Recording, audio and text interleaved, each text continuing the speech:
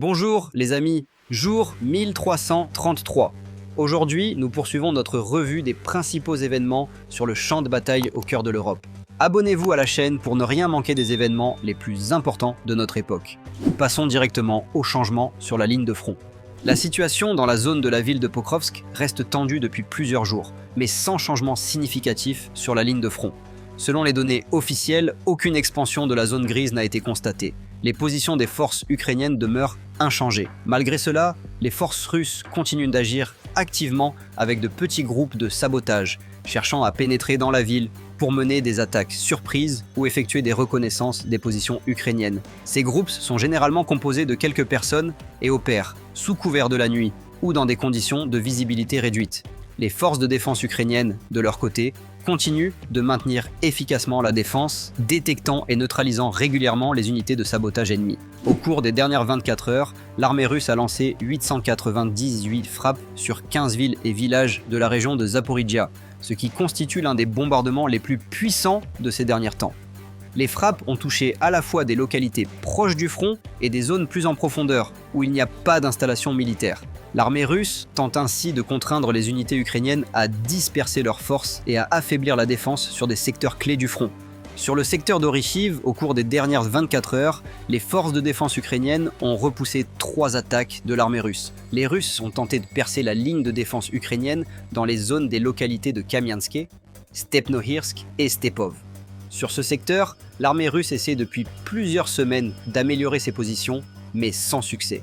Dans la région de Kharkiv, au cours des dernières 24 heures, les forces russes ont tenté 15 fois de progresser près de Vovchansk. Les combats dans ce secteur restent parmi les plus intenses, car la zone des hostilités actives se trouve à seulement 20 km de Kharkiv, l'une des plus grandes villes d'Ukraine. L'armée russe continue de transférer des renforts dans cette direction, tentant de percer la défense et de se rapprocher encore davantage de la ville.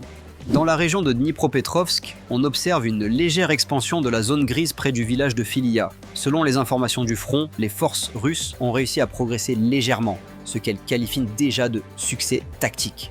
Cependant, les experts soulignent que cette avancée est locale et n'a pas de signification stratégique. Le 17 octobre 2025, une rencontre importante s'est tenue à la Maison-Blanche entre le président ukrainien Volodymyr Zelensky et le président américain Donald Trump. Cette visite a marqué un moment clé dans les relations entre Kiev et Washington, sur fond d'aggravation de la situation sur le front et des déclarations de Trump sur la nécessité d'achever rapidement la guerre par la diplomatie.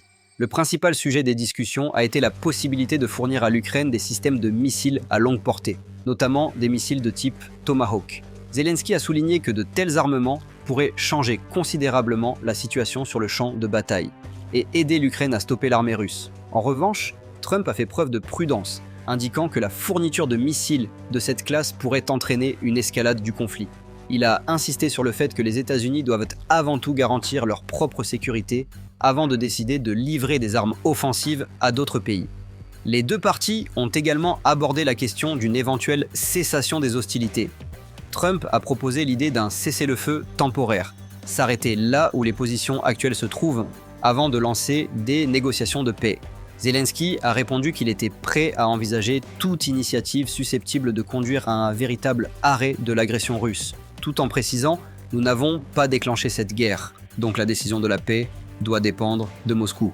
Lors de la rencontre, il a également été annoncé que Trump préparait son propre sommet avec le président russe Vladimir Poutine, qui pourrait se tenir à Budapest. Cette information a suscité des réactions mitigées à Kiev et parmi les alliés des États-Unis, car elle pourrait indiquer une tentative de Washington de relancer le processus diplomatique sans la participation directe des médiateurs européens. Malgré l'absence d'accords concrets concernant de nouvelles livraisons d'armes, la rencontre s'est déroulée dans un ton constructif. Zelensky l'a qualifiée de rencontre importante et franche, affirmant que l'Ukraine avait entendu la position de l'administration américaine et poursuivrait le dialogue.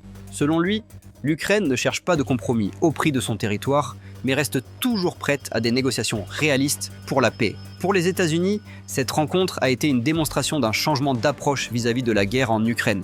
Trump a mis l'accent non sur la stratégie militaire, mais sur la diplomatie, ce qui pourrait signifier une nouvelle phase de la politique américaine. Une tentative de mettre fin au conflit par un accord, plutôt que par un approvisionnement illimité en armes. Pour l'Ukraine, les conclusions des négociations ont constitué un signal. le soutien futur des États-Unis dépendra non seulement de la situation militaire, mais aussi de la disposition de Kiev à participer au processus de paix. La rencontre entre Zelensky et Trump du 17 octobre pourrait entrer dans l'histoire comme le moment où une nouvelle orientation des efforts diplomatiques autour de la guerre s'est dessinée, entre la volonté de victoire et la recherche d'un chemin vers la paix.